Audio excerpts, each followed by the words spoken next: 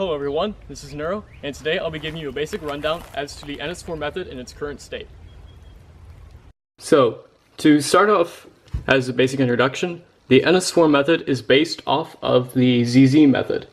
And so, to outline the steps of the ZZ method, I'll be going through a very fast example solve on a 3x3.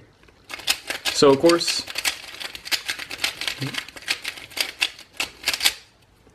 like with the normal ZZ method, we do something called Iolite, which I'm sure that a majority of you are already familiar with. So basically we'd orient all of our edges, and we would form a line using DF and DB, DFDB. And from here we would do ZZFOL, which is basically just block building to finish the first two layers.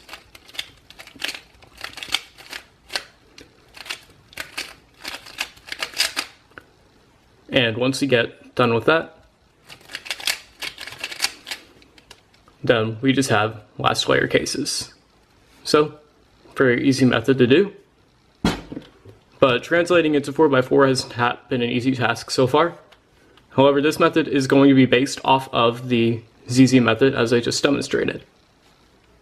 So, let's just start by scrambling up the puzzle so we can do a very fast walkthrough.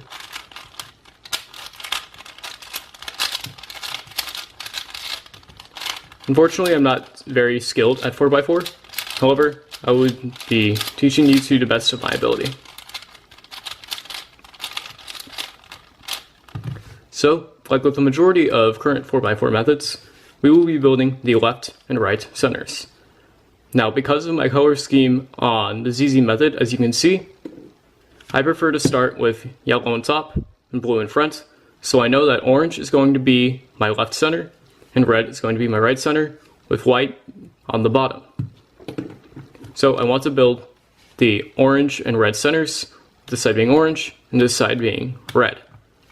So this is done just similar to Yao, Mayer, whatever 4x4 method you use, you probably do this, so I'm not going to go super into detail on that. And finally, it's done. Now here's where things get a little bit different from majority of other 4x4 methods. So basically what we want to do is to solve DF and DB, like on the normal ZZ method. However, we have to place them sideways so that whenever we go to build our last four centers, our slices are completely open. So of course, I look for white and green, white and blue. I see white and green edge here and here, so I can just slice those together fairly easily and put it at the bottom. And now, here's the next pair that we can do. And now it's done. Now from here, what we want to do is to build one extra cross edge and one corresponding edge. Now what we mean by a corresponding edge is, let's say that on this cube, we know that, let's just use orange as an example. So if we were to solve this, then what we would consider a corresponding edge is an edge that would fit into the E slice in correspondence with this side.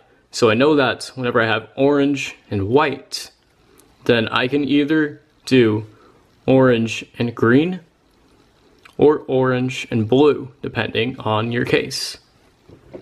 Now, on this particular solve, I got very, very lucky.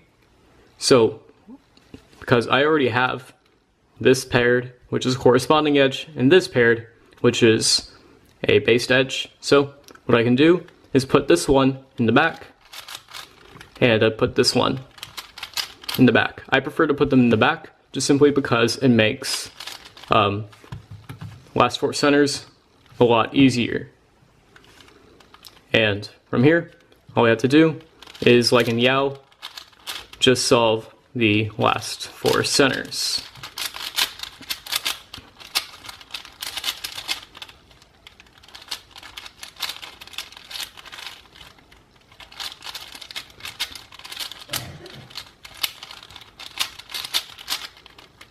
And once that's done, all we need to do is to solve our line.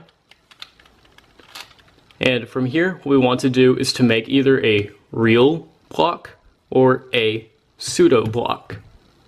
Now, what we mean by this is that we already know that we have one of the corresponding edges done, and the cross edge is done. So now what we want to do is to make a 1x3x3 block. And now it can either be completely solved or it can be off by 1 move. So allow me to demonstrate with this case. So 1, 2. And now with this case, I know that I personally will prefer to do a pseudo block, because if I were to solve it like normal, then my front is going to be obstructed and I find back recognition to be quite difficult. So I will simply move it to the back, creating a pseudo block. And now what I do from here is we do something that I nicknamed fake Eeo pairing. So basically what you do is, I know that this edge is already oriented and this one can slice right into that slot, and this is the last edge that corresponds with it. So what I want to do is just slice those together. But now here's where things get a little bit different. So what we do now is, even though we're going to pair it like this edge is oriented, but this one is not. So I am going to do a fake orientation. And now I already had one paired, so I just kept it in the back, this one in the back. And now I am personally down to the last 5 edges, which was actually a fairly lucky solve, for me especially. And from here, it's basically like normal edge pairing, but influencing the orientation of the pieces as you go along. And just like in this case, those 2 pieces are already done. But now, something interesting that can happen is you can get the last 2 or 3 edge cases where you have a case where, even though you're going to try to directly pair it like normal, you're going to end up with a bad case where you're going to have one of the edges misoriented because of how you built the centers. So algorithms for that will be generated in the future. However, as of now, they do not exist.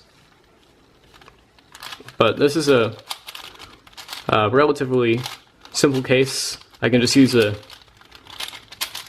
basic commutator to solve it from there. And now what we can do is, because all of our edges are paired, and they're all oriented, we can use ZZF2L like normal, and we already have this block here, so it makes it a lot easier. So just like normal ZZ, do block building F2L, and once that's done, you actually have a few options to finish the solve from here. You can do OLL, PLL. You could do ZBLL, but I wouldn't recommend it because the algs aren't very nice, and you of course have PLL parity that can occur.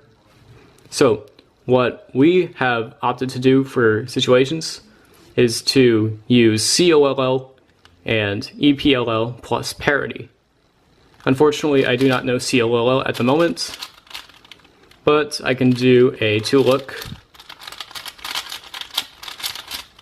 So of course, COLL orients all the corners and solves them in 1 look. And now EPLL is just the edges only variant for PLL, or the subset of PLL that's edges only. And then of course there are parity cases which can occur, and in this solve I did get a parity case. As you can see, this edge needs to be swapped with this edge, which is not possible on a 3x3. So I can just do a standard